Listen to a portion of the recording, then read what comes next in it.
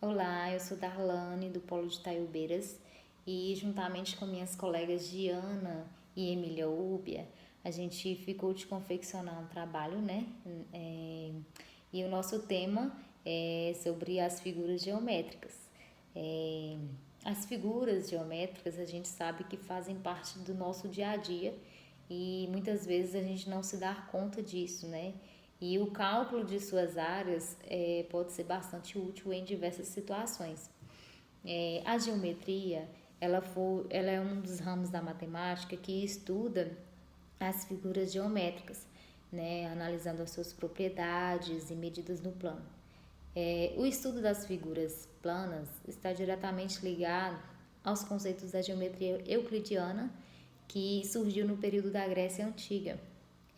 O cálculo relacionado à área das figuras planas geométricas se fez necessário em decorrência da importância disso para as construções, né, das moradias, mas também para plantações. Então, tudo surgiu de forma bastante intuitiva, né, nascendo em decorrência da necessidade e da observação humana.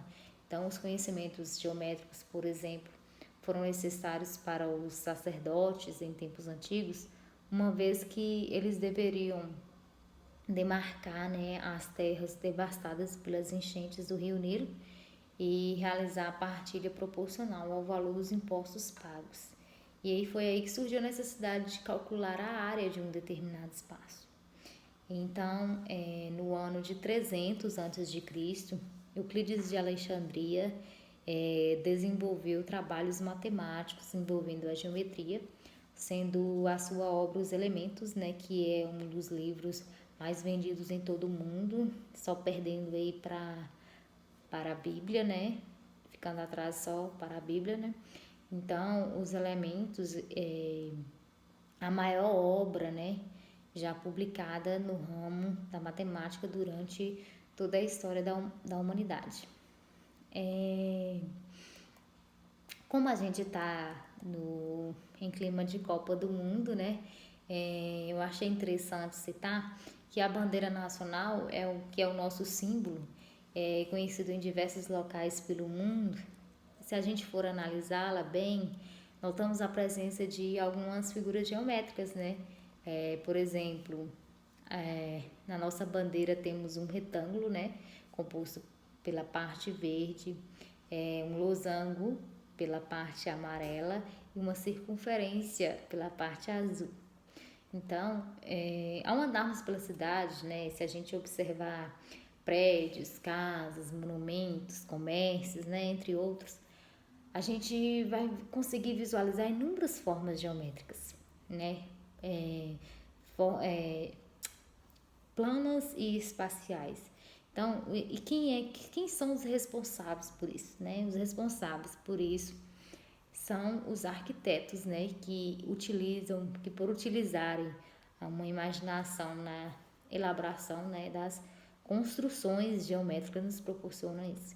Então, um exemplo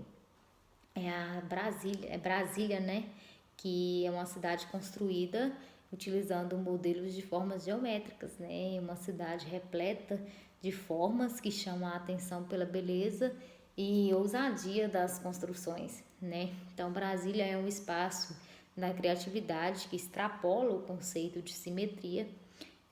As diferentes alturas das quedas de água no Palácio da Justiça, elas podem ser comparadas, né, aos diferentes planos de corte que podem ser feitos na geometria espacial. É, Aquelas bandeiras localizadas no eixo monumental demonstram as possibilidades da geometria plana. É, as cúpulas côncavas e convexas representam a reflexão e a discussão de ideias, né, do Congresso Nacional. A escada helicoidal do Palácio do Itamaraty combina rotação e translação de maneira bastante harmônica. A Praça dos Três Poderes reforça o equilíbrio tanto presente na geometria. O desenho do plano piloto lembra as noções de geometria analítica da localização por coordenadas. A lógica das tesourinhas trabalha os conceitos vetoriais de direção e sentido, enfim, né?